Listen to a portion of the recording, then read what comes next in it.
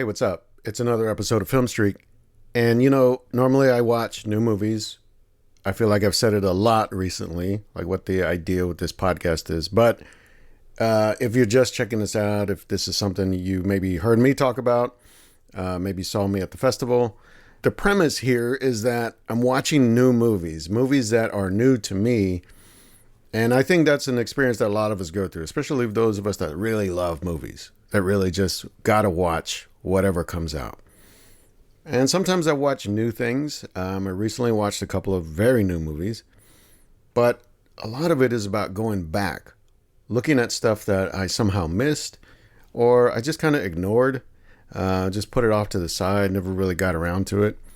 And this is my way of doing that, like working through that watch list.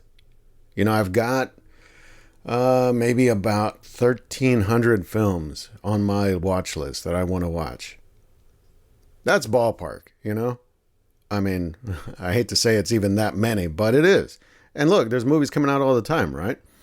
So this is something I want to do.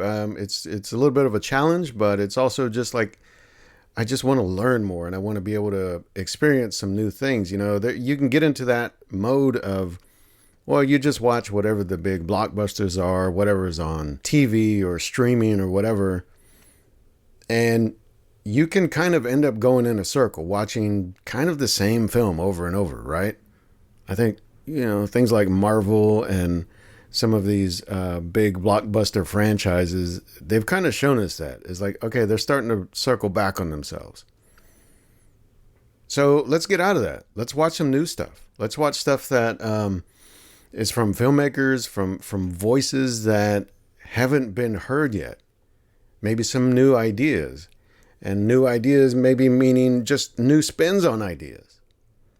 So that's a big part of what I want to do here. And I've talked to several people a lot recently about, I don't really like to say that these are reviews of films. This is more of like breaking down what the filmmakers were trying to do, what the story was that was trying to be told, and whether it was successful or not, but also some of the building blocks of it. I'm interested in the creative process. I mean, I just as someone who does creative work for a living, whether it's art or working in film or video or music or just writing, storytelling, all of those elements, film really just seems to bring all of those things together for the most part. So that's what's so fascinating to me about it. And a lot of people that I've talked to recently, they are also interested not just in films, but the actual process of it. Now, sometimes, hey, you just got to say the movie is trash. I try to at least give it some kind of merit because, of course, there's a lot of work that goes into it. Even a bad movie, people spent their time. People spent the energy to make it. But sometimes you just got to call it like it is, right? With all that said, we'll get to new films in another episode. But I want to hold those for another week, another time.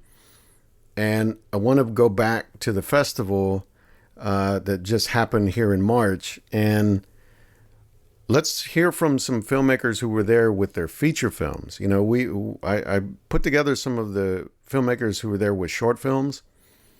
But there were some great features there too. And so I want to run some of those. Of course, look, all of these interviews and more were recorded at the Houston Latino Film Festival. And hopefully by the time you listen to this, there will be a lot of these videos starting to pop up on the Houston Latino Film Festival YouTube channel. And I'll link to that in this podcast episode description. But just go to YouTube and look for that, of course. But you'll be able to see either these interviews or other interviews.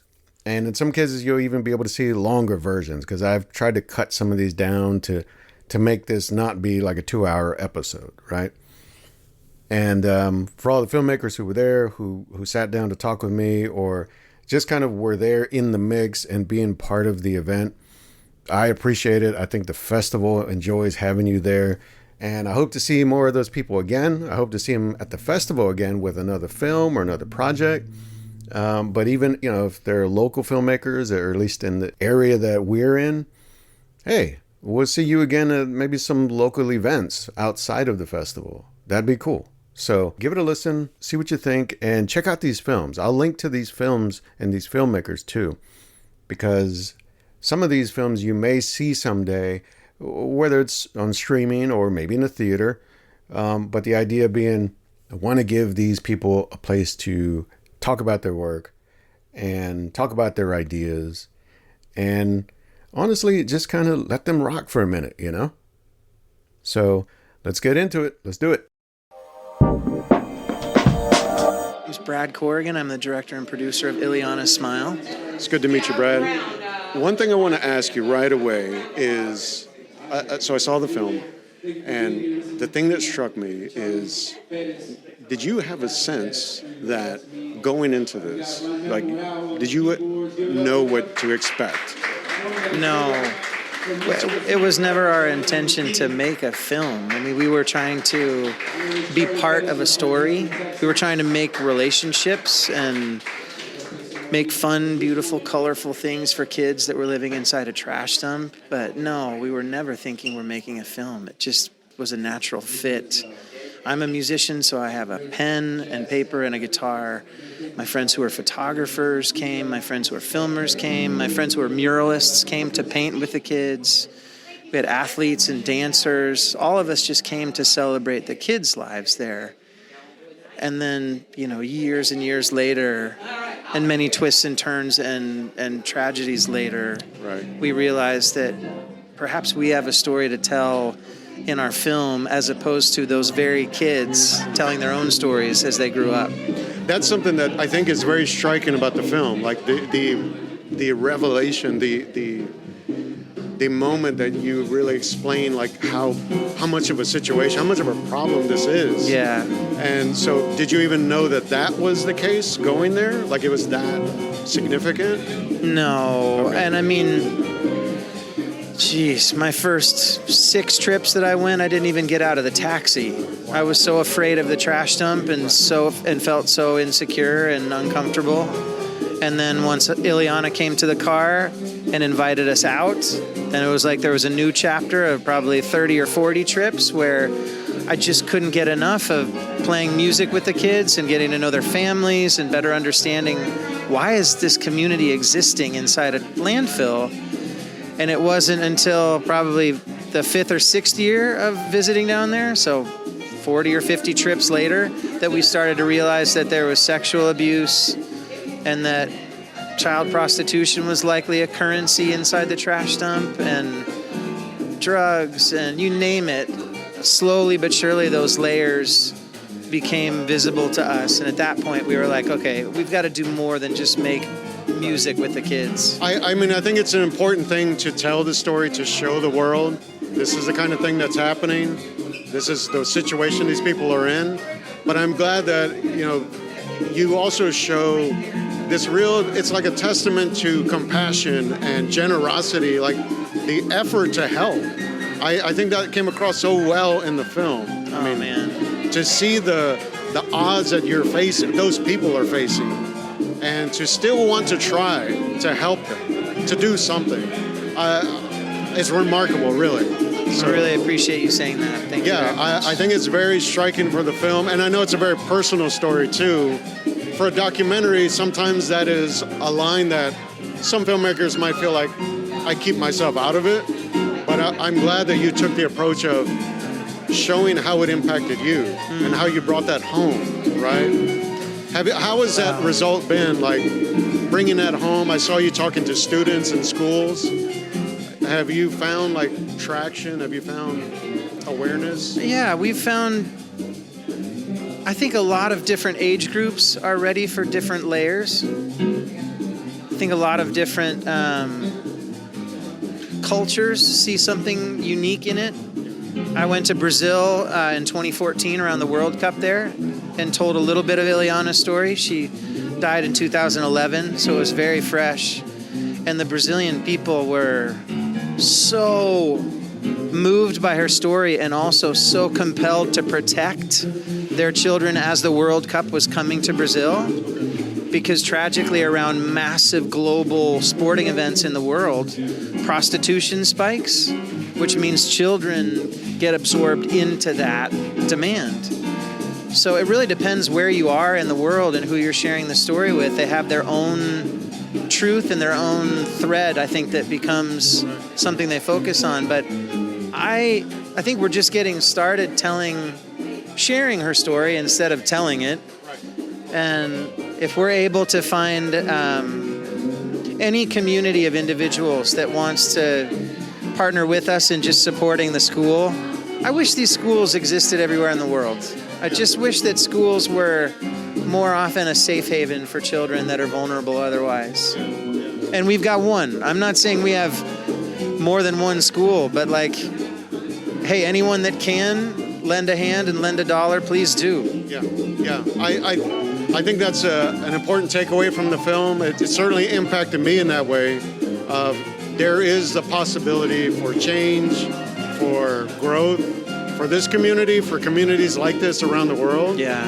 And so that's why I think there's real value to the film. And I'm glad it's here.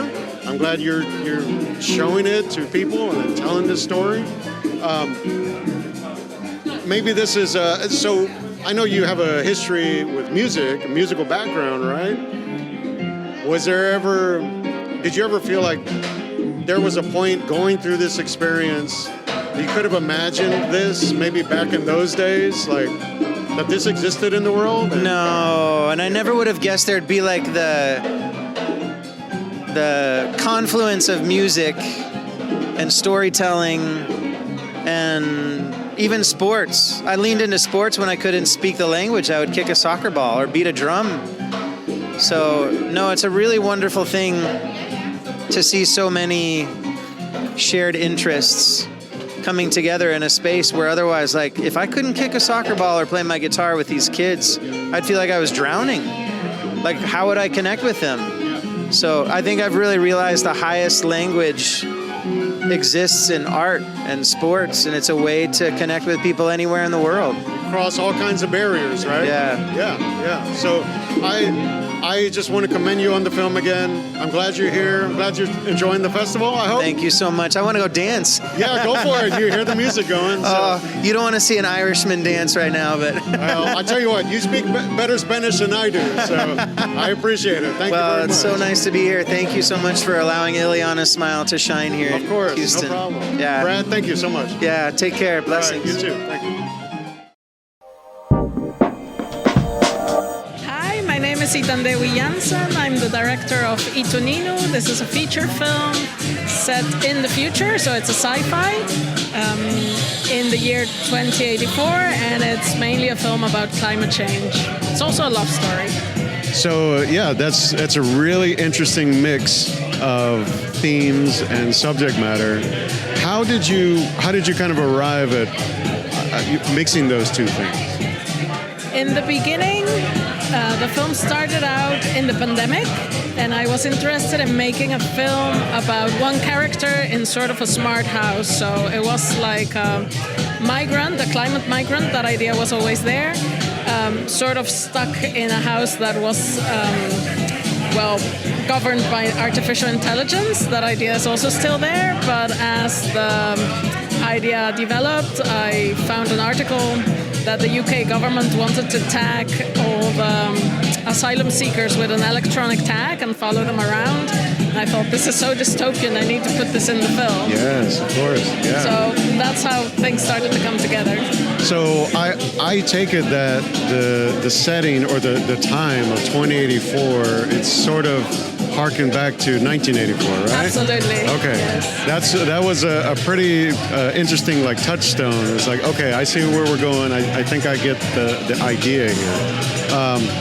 How much of those elements did you feel like you needed versus like where we start to lean into like the love story?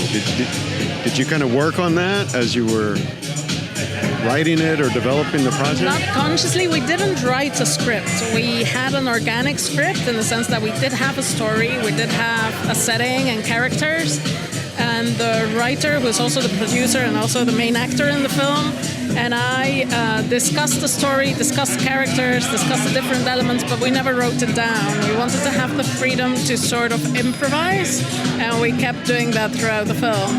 But we were very much sort of making little references to, let's say, the classic sci-fi books and films that we know.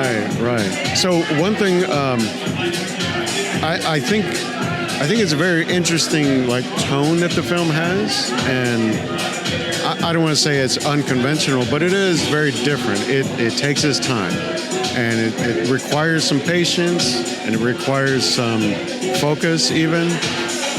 And is there any actual dialogue between characters? No, right? Everything is a voice-off. Right. So to me, that's a very unique vision, and it's a very unique approach. So is that always what you had in mind? Is that the style you like? It wasn't the original idea. When I still had the climate migrant who was on his own with the house, he would be talking and the house would be sort of like a voiceover. But once I thought of it being a love story, I actually decided that it was going to be in Mixtec, which is the native language of my mother. It's also the native language of the writer. And part of it was pragmatic in the sense that the actress that I had in mind does not speak Mixtec. She has Mixtec heritage, but she's not a speaker. I'm also not a speaker of Mixtec. So I always thought I need to have the possibility to have someone else do the voiceover in case she doesn't manage to do it. That was one reason, and the other reason was that Mixtec is an indigenous language in Mexico. There are 69 different indigenous languages in Mexico, and most of them have been pushed very much to the side. It's only very recent, like the last 10 years at the most, that indigenous languages have been recognized as national languages. And before that, what I know of my mother and also my husband is that as a child you were chastised and had to pay a fee, or maybe were even hit by teachers if you were speaking Mixtec in school, or any other indigenous language for that matter.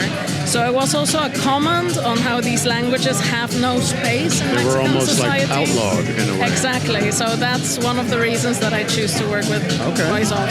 Okay. Well, I think it introduces a different dynamic, right? If they're speaking the same language, it's maybe a little easier to see this, let's say, love story or relationship happen, but when it's across languages and they do it through letters or the notes, it introduces, I don't know, it's almost like to me, it's like kind of like a magical connection there, right? I mean, is that part of the idea, or? A very human connection.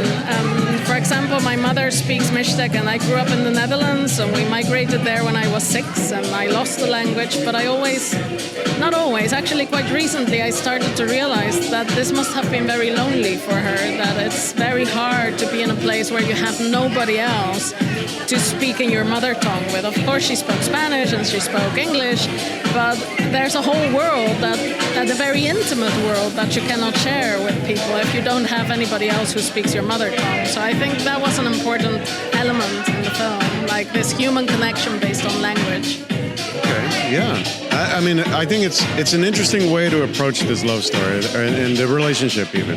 But so the other thing is this film also has a very specific commentary or examination of the environment, or like an ecological crisis, right? Is that also a very part of the prominent story that you wanted to make sure to get in? Yes, and I did balance that out with the love story, because I thought if it is all doom and gloom, then, you lose hope and you're not encouraged to do anything about it. So that is one of the reasons that the love story became an important element, because I thought it cannot just be a very dystopian story about, food security or food insecurity being a thing, and oxygen being a thing. So in a way, I pushed the climate change story to the background, and it became more of the setting. But I have noticed that audiences do react to it and are sort of preoccupied, so I'm quite happy with that. But yes, it has been something that we've been thinking about, in the sense that the Mixtec area suffers a lot from droughts. It can become very dry, and there are a lot of wildfires. I think in Houston you have the opposite. You have like tornadoes and things, but they've increased with the last, let's say, 5 years, and we wonder if that is, partially direct also result of climate change. Yeah, okay. So that's something we wanted to address as an issue that's affecting indigenous communities right now. Yeah. It's interesting the way that you depict it even. So, I mean, I don't know if it's maybe a choice of a cinematographer or your choice or just the locations that you have. Some of them are very striking. Some of them are very industrial and very contemporary or even futuristic in a sense. But then you also balance that with shots of nature and the water and all of that. So did you find you had to kind of figure out when to really hit those and when to back off? Or? Yes, I was the cinematographer on the project. So. Oh, really? Yes. Okay. Yes, I was the entire crew basically. Okay. So I shot by myself as a self-shot film, and I chose the locations. Again, for pragmatic reasons, we wanted to keep, it's a climate change film, partially, so we wanted to keep our footprint as low as possible, and we did very crazy things like walking to the locations. So I chose the locations on how far they were from my home, which was our base. Okay. So, but then again, we live in an area that has a lot of old industrial buildings, and I thought, actually they're very old, but because they're so industrial, they have this sort of dystopic, sci-fi, futuristic aspect to them, so that's how I ended up choosing these. Okay, so that's interesting though. So you really were conscious about how much you were affecting, whether it was your usage, we're talking about power usage and your footprint, basically. Yes. Everything. Conventional film, we're not talking about major, bigger Marvel productions or even Oppenheimer, but Hollywood, traditional standard Hollywood film has a footprint of about 3,000 tons of CO2. That is the same as 300 cars turned on for the entire year, every day. Wow. Or 3,000 flights back and forth from the UK to the US. So it's a massive footprint, and we wanted to make something as tiny as possible. So we walked to set, we worked on location, so we didn't build anything. We used props that we already had. We sourced wardrobe from charity shops and then donated them back to participate in a circular economy.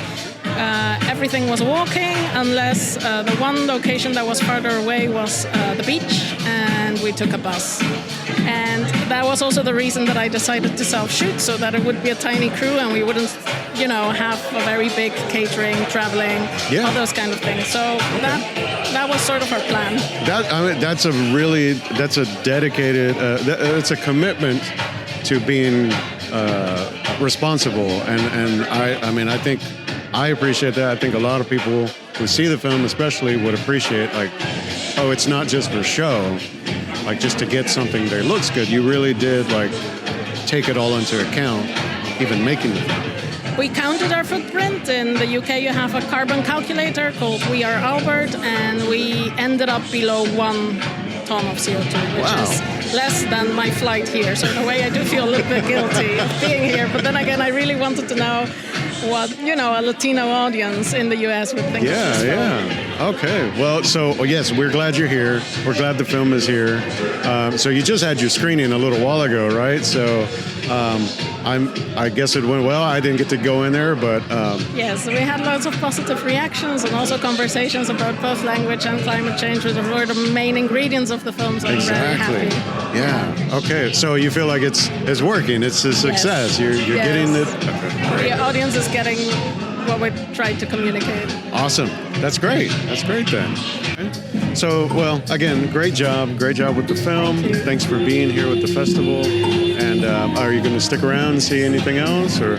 Yes, I hope to stick around today and tomorrow and see more films. Okay, well, great. Really enjoying the festival. All right. Well, that's good to hear. That's good to hear. Montserrat Larque. I'm from Mexico, film director, and I'm bringing a movie with the title Allá, Over There, here to Houston Latino Film Festival. And that movie talks about a migrant that comes back from Mexico for the first time and discovers his town, discovers people, the people that stayed in the town, and how they live and what they need and what they want to do. So he begins to get touched by that country, by that people, and in the moment he can go, because he wants to go since the beginning, but in the moment he can go, he changes her mind, because I always say that it's not only a love story between a man and a woman, but between Mexicans and their country. Oscar, he's kind of the character we follow into this situation, but it is, I feel like the thing I connected with was seeing all of these different women, and whether they're part of his life or they're just over here or over there, but they're doing different things, and he has to recognize that and understand it. And with the romance, the love story, I mean, it's something that it doesn't happen like that. It takes a little time. It has to grow. It has to become, right?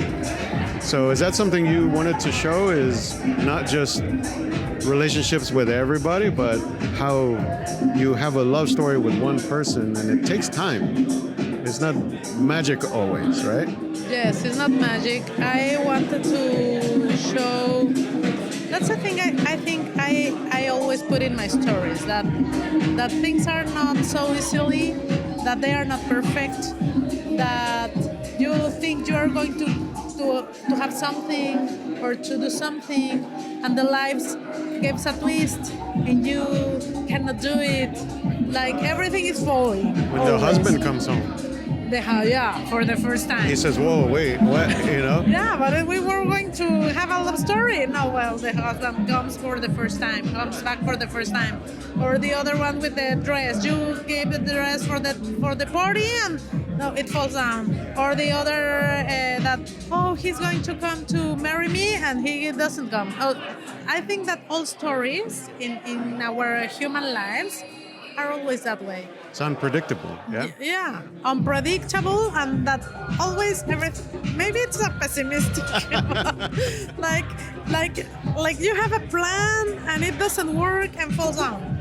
But you need to reassure yourself and go on. Get back up. Yeah. Keep so going. that's happened to all the women in the town in the movie, right? Right. And to the principal character too. Yeah, that's what I felt like. I felt like they were not just cardboard. They were not flat. They have their own stories. Totally. Yeah. I wanted to talk. I was very careful to make this character. I made a lot of writes and versions of this script, but at the end I bring another script writer to refresh the story. So we made this story, and then at the end I had to rewrite it meanwhile I was filming, because we had no time and no money to do that film, so I had to cut it and to rewrite it on the go. But I always, as a director, has super clear that one of the characters was all the town.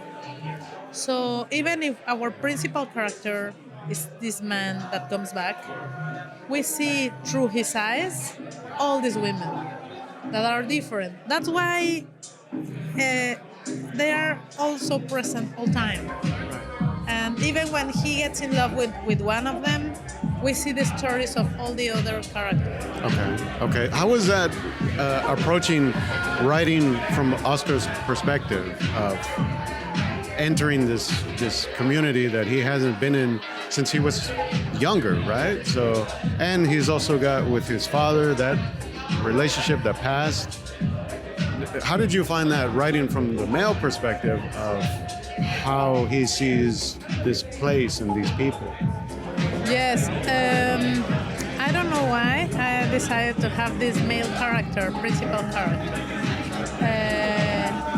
But I needed to his side over the women to be kind, so the women could write. Because if I had made a character that has like, oh my God, I'm the only man here, I will conquer every woman. Right. You can have that woman writing in the movie, right? So I made him like a new masculinity, that because he has been here, he changed. He comes back and he's changed. He's changed. So he said, oh, a man that washes the dishes. Yes, that was my first job. So, I helped you with the child. And this kind of new men that I think that we need to see them more. Yeah, that's something, me personally, watching the film, I said, well, I wasn't sure if this was being too light with this character, but the more I watched the film, I said, no, this is honest. This is how men should be. Yes, because what happens is like nobody is competing, everybody's helping each other. And remember that I wanted to show the town. So I need a character, a male character that let the women write. Because if not, it will be this character and all this. Even when we have a lot of support characters, they will not write if we have his principal like very with a bright personality. So I needed the women to write. Yeah, and I think it comes across, it works, because they, in a way, by the end of the film, I think it's still Oscar's story, but it also becomes their story, and even more their story, because when you see like the things that happen, and they have to pick themselves back up, or they have to stay strong, or they have to be determined. Totally, and this story, like all migration stories, always or traditionally, not always, but traditionally, they put the right on the people that goes, because they are the heroes, right? And they're like, okay, they're crossing the border and having super hard jobs and a super hard life. But I wanted to turn the side to the women. Okay. To the people that stays. What happens? What happens when you do not have the opportunity to communicate so easily? What happens? And I wanted to take these writing things and romancing that has a letter, no? To write a letter and to receive a letter, but at the same time, it's a time and a way of life that is dissolving. It's disappearing. True. Yeah. So when you take away internet or phones, all the technology, it's like you have to go back to the older method, but sometimes that's a more real thing. That seems, and I think that we feel that. I was remembering that it's like a full of nostalgic, the story. I remembered when I was a young woman, and my mother said, "Oh, a letter comes to you," and I was like, "Oh my God!" And my heart was like, and it took so much time to your letter gets in, and then comes back the answer, and it was like full of you build like expectations. Yes, The needing and the remembrance, and so I see myself as a person that lived in a time without internet, only with telephone, but not cell telephones, and writing. And I saw my grandparents. I learned in a school, in a high school, to write in a writer machine. I had a class to write typewriter, in a typewriter. And I then see and live the change. And it's like saying goodbye to all those times, because they are about to disappearing. But even when I was going to film, some people told me, no, nobody's going to believe you. There's towns like with no telephone or internet, because it's in the actual times, the movie. Yeah. But no, in the movie, in the town we film, There were no telephone, no internet. Yes, so Did that make it harder for production? Like, you know? totally, Yeah. totally harder. It was a very hard production. Oh, That's really? true. Okay. So, look, it's a great metaphor for the film, for these characters. They have to stay strong. They have to keep going, right? Yeah, that's what you have to do in life, and you as a filmmaker, it's the way of life. You have a lot of reactions, a lot of not, a lot of things that put you down, and you have to Keep going. To keep going. Yeah. Well, great. We're glad to have you here, and I'm glad you had a good screening. You're having a good time, so Yeah, I appreciate it. it's I've seen great. you around. I've seen you just, walking around. We So. will say cheers with tequila. Oh, all right. Let's go. Okay. Thank you very much for having me. So All fun. right. Thank you. Thank you. My name is Antonio Sequeira. I'm the director of Autumn. All right. So, Antonio, first of all, I want to shake your hand because I feel like this film, I don't know how you did it, but I feel like this film was made for me. Okay. So, my family is that family in ways. Yeah, I see.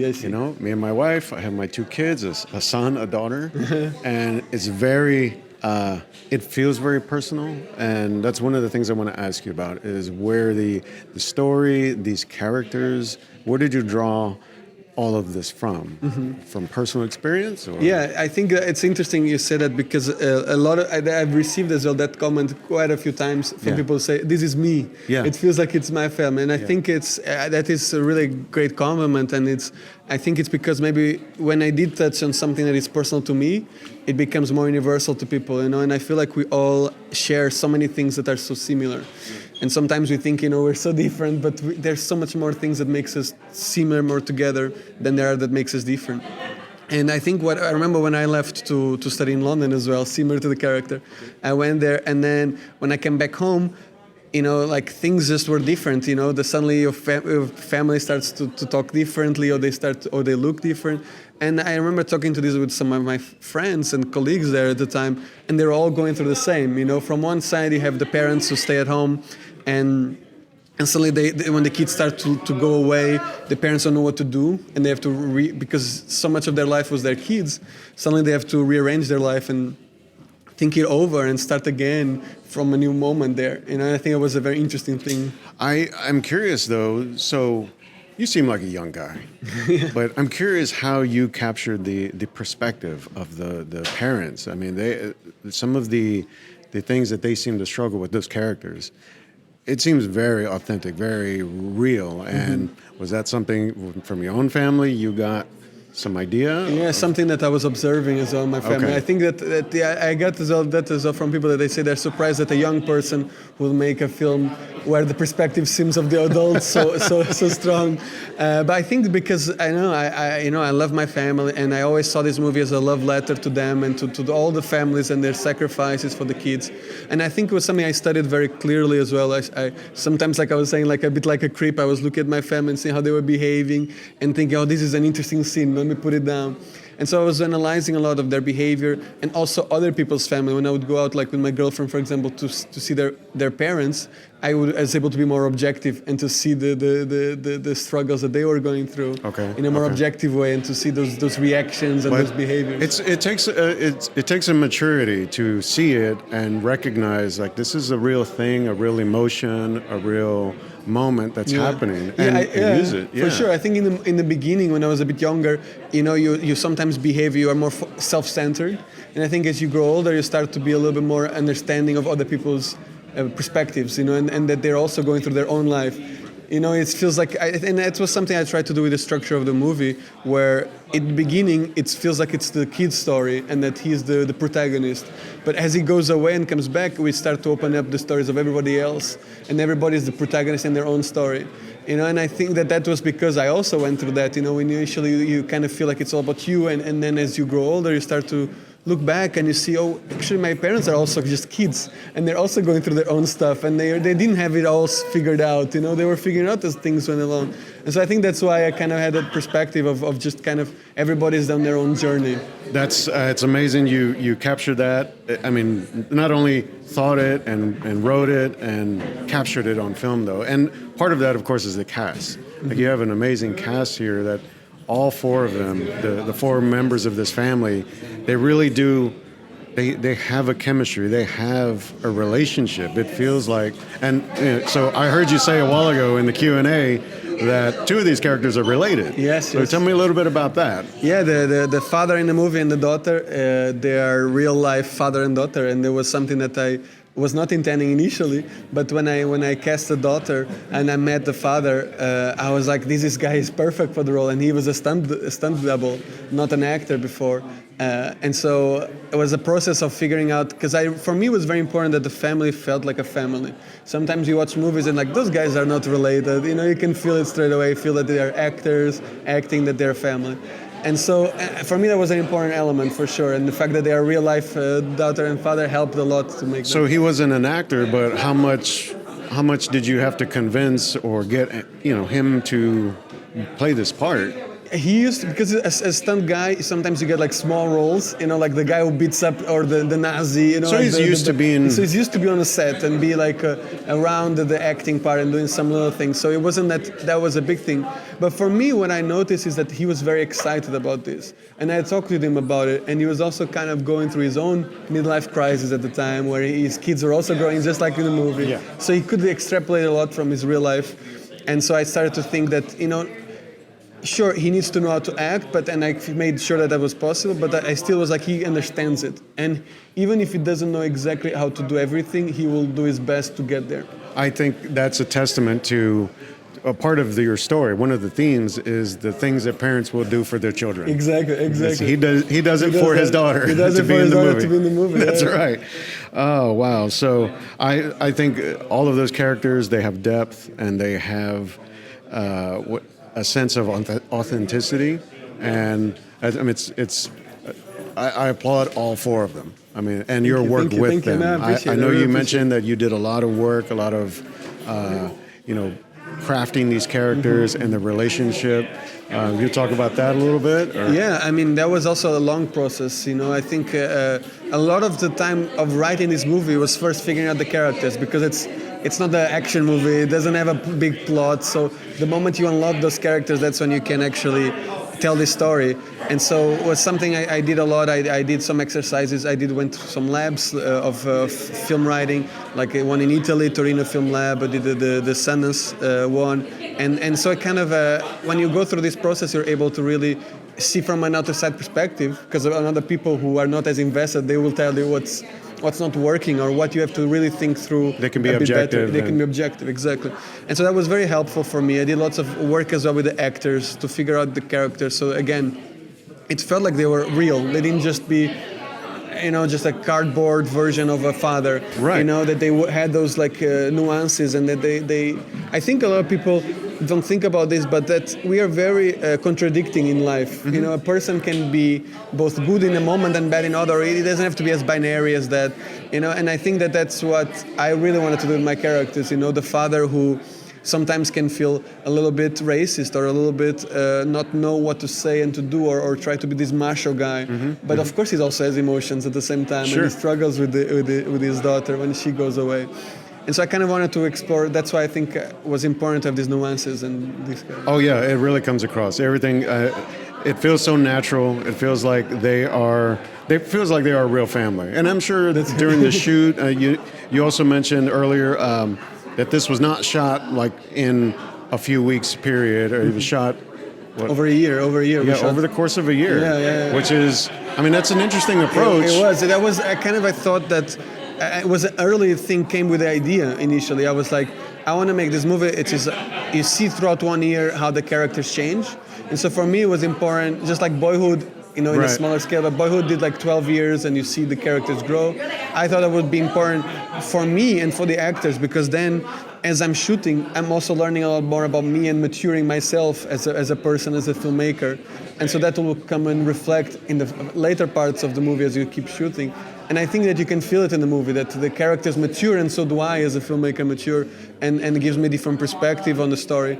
And so that was embedded very early on how I wanted to do. A bit crazy, I know, and not very. It was very hard to get actors that would join that That's process. true. Yeah, it's a big commitment. It's a big commitment, you know. And if they got like a Netflix gig, I would have been, you know. Right. And we had those things, but we only. One of the hardest things to cast was I needed to cast people that would be for the movie. They loved the story so much that they would be there regardless. And that was very hard because, you know, they need to get paid, and naturally actors need all these things.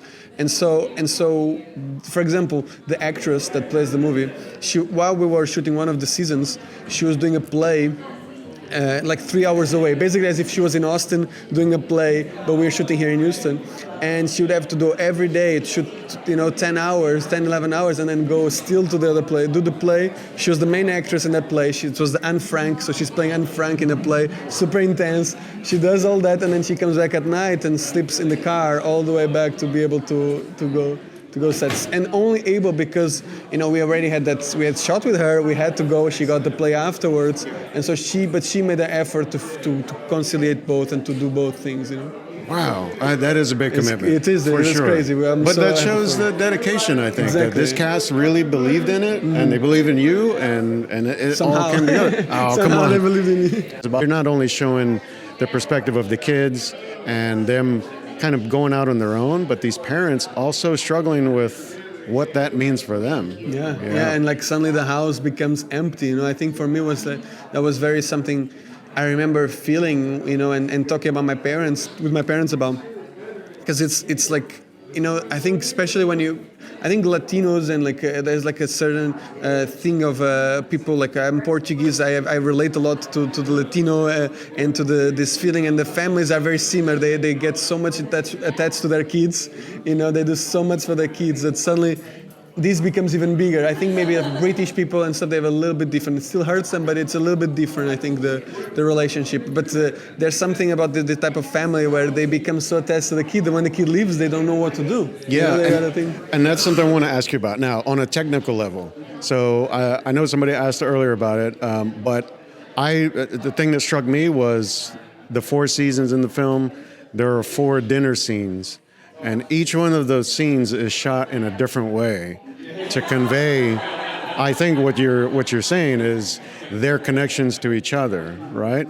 And, sometimes I can see it in a film as a little bit of a gimmick when someone does like a long uncut shot. But when I saw it in this film, I said, oh, I think I know what's happening. It's like, you want to show us these 4 characters like in each other, like mixing with each other in that scene. There's so much going on, like the dialogue, all the movement.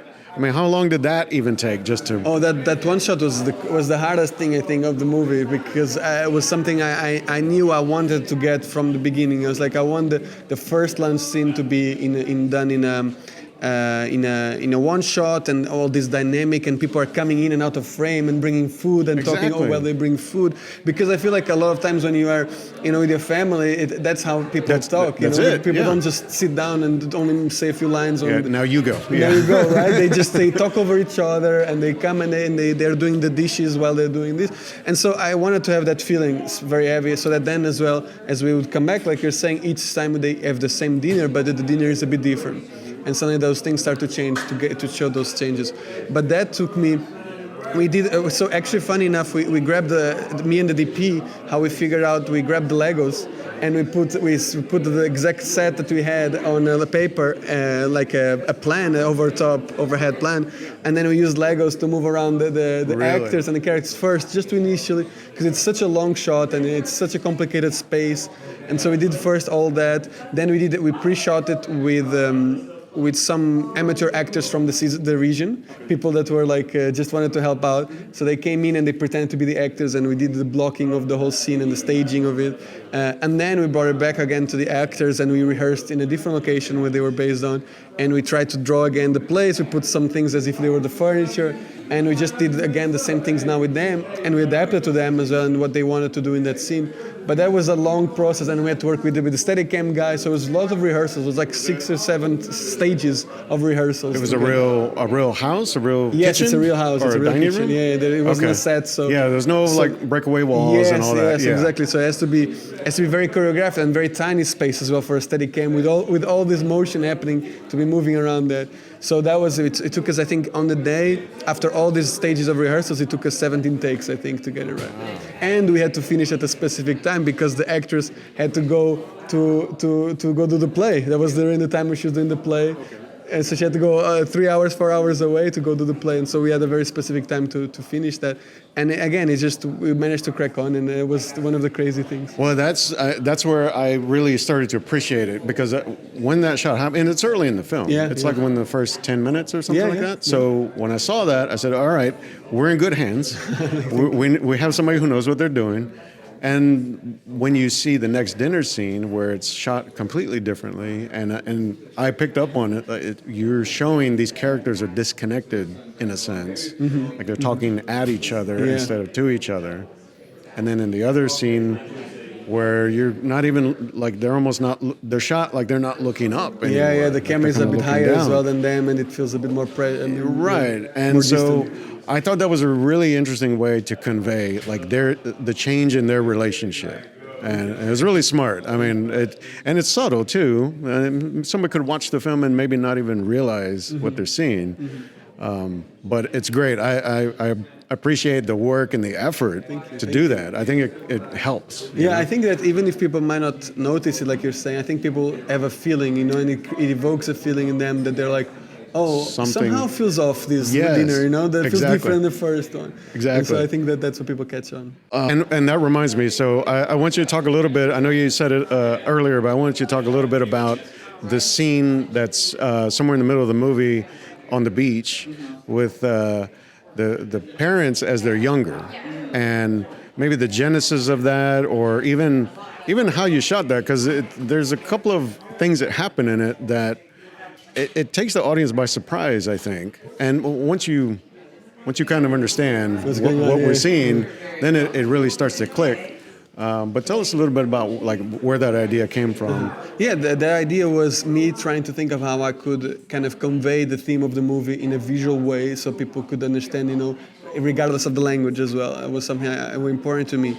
And I remember I was on a plane, and I remember kind of dozing out of sleep, and then that image came to me of the mother carrying the baby, and the baby keeps growing and keeps becoming older and older, and suddenly the mom is like no longer able to carry, because as the baby gets bigger, this struggles more. The grown man struggles more. And so that was one of the ideas there, was to show that, and to show also the father that, for the father everything is fine. He says everything's going to be fine, but he's walking without the carrying of the weight. He doesn't have the kid on the back of his shoulder. The mom has that a bit more. And so that was kind of, I wanted to show, because, I think that moms have that extra level on top of it, which is the fact that they give birth to the baby. They then becomes a bigger attachment to them than I think the father does. Of course, the father also takes a huge toll, naturally, like we show in the movie as well. But that's just it's just different, the relationship. And I wanted to show that. And that was kind of, we went to shoot as well in the different location. It was the final shoot day, actually, was that one. Yeah. Really? So we kind of went to the beach to shoot there. And it was a bit crazy because the waves kept coming higher and higher, the higher tide. And so we were all getting wet and trying our best to do it. And but then you also have, 4 versions of the sun? Yeah, 4 different kids, and I had only seen pictures, and then one kid comes up a little bit more tan than he's supposed to. Okay. Like, So make it match. You kind of have to figure out. But I think that what was interesting for me was really that even though, of course, we were going through all that stress behind the scenes, that when you see it, it's exactly the reaction people get. They first are a bit taken aback, like, what am I doing here? Why are we in the beach? But at the moment that they get what's going on, it becomes quite touching. At least I've seen a lot of people get emotional, in the end scene when the camera pulls out and the mom is there alone with the baby, and now a grown adult man. Yeah, it's really powerful. The entire film, I think, like I said, it's really well done, and I appreciate it. I thank you for being here at the festival with it. Is your feature your debut feature? Debut feature, yeah, exactly. Yeah. Wow, So and so you've done some shorts and you've Done a few shorts, a TV series, and this was like my first time I decided to do something this. writer and director, and excellent work. Excellent Thank you, work. honestly, thank you. Appreciate it. Thank you again, Antonio. Thank you. Okay, so hey, thanks for listening to that. If you're one of those filmmakers, thanks again. If you are interested in the festival, this is the kind of experience that is there. Whether you're a filmmaker, I mean, this is something we plan to do going forward, is to have a space, have a time for filmmakers who are there with their films to sit down, chop it up for a little bit, just get into it, dig into their work, and let this be a place where they can have a voice outside of the film that they're with. Because I think that's important, not only just to express yourself even further, but to talk about like techniques, talk about your methods and best practices and the things that you do to get through the challenges as a filmmaker. If you just want to check out the festival, just go see some films, this is also part of it. You can be there and hang out with some of these folks and get to just talk to them about their work. Tell them how much you appreciate it. Tell them what you enjoyed about it. Those are all great experiences to have. So thanks again to the festival for letting me kind of sit in and do that. It feels like a family a lot of the times. So it feels like it's very casual, very down to earth. And so it's always a good time. In the meantime, though, we'll get back to new films, the regularly scheduled programming, in a future episode. But for now, go to filmstreak.com. You can find the links to all of these filmmakers, their films. You can find other episodes. You can find, of course, even interviews I did last year. There's an episode I did with that, sort of like this. But otherwise, just, hey, go subscribe. I mean, to the podcast, to this, sure, go subscribe if you're not already. But go to the YouTube channel, subscribe, check out these videos, and I don't know, tell me how weird I look. I don't care. So, all right. Until then, hey, go watch something new.